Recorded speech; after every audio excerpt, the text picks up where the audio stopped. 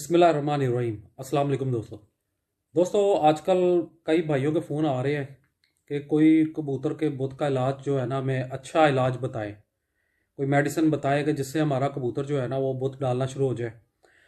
दोस्तों आज जो मैं आपको इलाज बताऊंगा वो हमने बूढ़े कबूतरों पे भी करके देखा है और बड़े उसके रिज़ल्ट आए हैं। लेकिन अगर आप ये पूरी वीडियो देखेंगे तो आपको उस इलाज का समझ आ जाएगा कि किस तरीके से इलाज करना है, किन किन कबूतरों पे किन कंडीशन में करना है। असल में ना कुछ कबूतर होते हैं कि जो के मतलब गुड़कते हैं, दाना खाते हैं और अपने खाने में चले जाते हैं। कुछ मादियाँ भी इस तरह ही काम करती हैं कि मादियाँ भी जो है ना वो मस्ती में नहीं आती, वो एक जगह पे जाके बैठ जाती हैं। ये उनका भी इलाज है।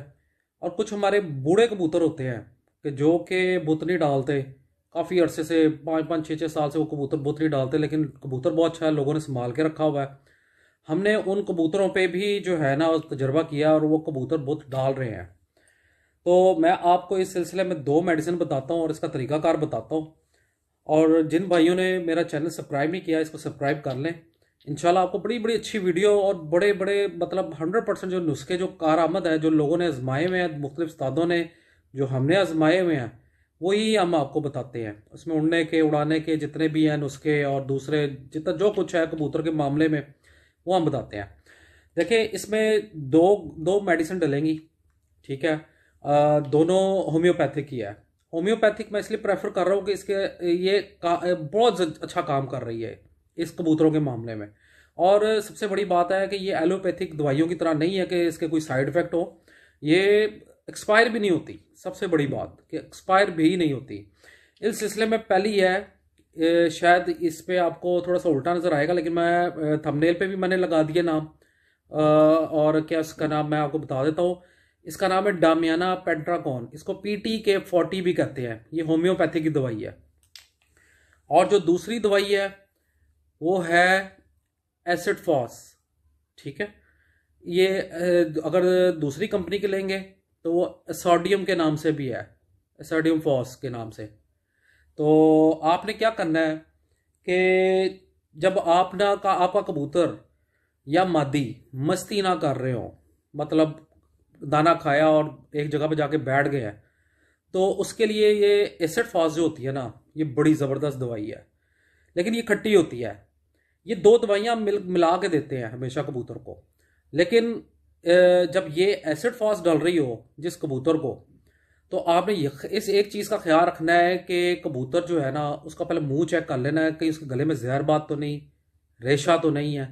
रेशा हो तो पहले आप उसका, या जहरबाद हो उसका इलाज करें, और वो भी हमारे चैनल पे है। आपने उसका इलाज करने के बाद जाके ये मेडिसिन देनी है, क्योंकि ये खट्टी होती है। आपने क्या करना है कि 5 सीसी या 10 सीसी नीम गर्म पानी लेके, या थोड़ा सा गर्म भी हो तो वो ज़्यादा बेहतर है।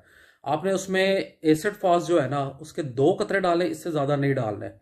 और जो डामियाना है इसका आपने 3 से 4 कतरे डाल देना है, सुबह दोपहर शाम। चाहे वो कबूतर बूढ़ा हो, चाहे वो कबूतर जवान हो या मादी हो, आपने ये दोनों मिला के नर और मादी को लाजमी पिलाना है। उससे ये होगा कि कबूतर जो है ना चंद दिनों में ही जो है ना वो मस्ती करने लग जाएंगे, कबूतर बुत डालना शुरू कर देगा, और मादियाँ भी अंडे देंगी। इसमें मादी की जो अंडे नहीं ना देती उसका भी इलाज है। आपने क्या करना है कि ये डाल के आपने 5 दिन पहले लगातार डालना है। और इसमें कबूतरों को लैदा करने की जरूरत नहीं पड़ती। कबूतर का सिर्फ ये है कि 5 दिन जब आप डालेंगे ना, 5 दिन कबूतरों को पिलाएंगे सुबह दोपहर शाम, ठीक है। तो आपने क्या करना है, 6वां और 7वां दिन भी ये पिलाना है, मतलब एक हफ्ता आपने पिलाना है। 6वें 7वें दिन जो है ना आपने नर मादी को लैदा कर देना बस। उसमें यह होगा कि कबूतर जब नर मादी से 2 दिन लैदा होगा तो वो वापस आ जाएगा, तो वो बड़ी अच्छी मस्ती करेगा और वो जो है ना क्रॉस करना शुरू कर देगा। तो आपने ये 7 दिन इस्तेमाल करनी है, बेशक 8-9 दिन भी आप इस्तेमाल कर सकते हैं, इसका कोई प्रॉब्लम नहीं है।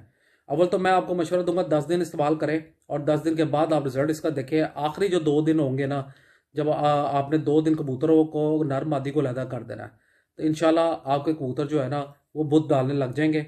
और जो है ना बूढ़े कबूतर वो भी इससे बुत डालेंगे। तो इंशाल्लाह ये आप इस्तेमाल करें, ये बड़ा आजमूदा नुस्खा है और हमारा आजमाया हुआ नुस्खा है।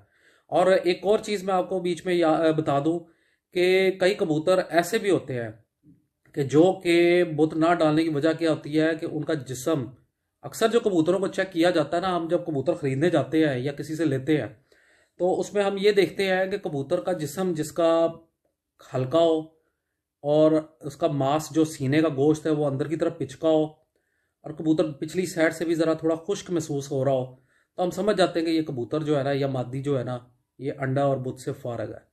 आपने वो चीज़ पहले देख लेनी है। मैं ऊपर अभी आखिर में वीडियो के एंड पे मैं वो लिंक लगा दूंगा जिसमें मैंने पनीर बनाने का तरीका बताया हुआ है।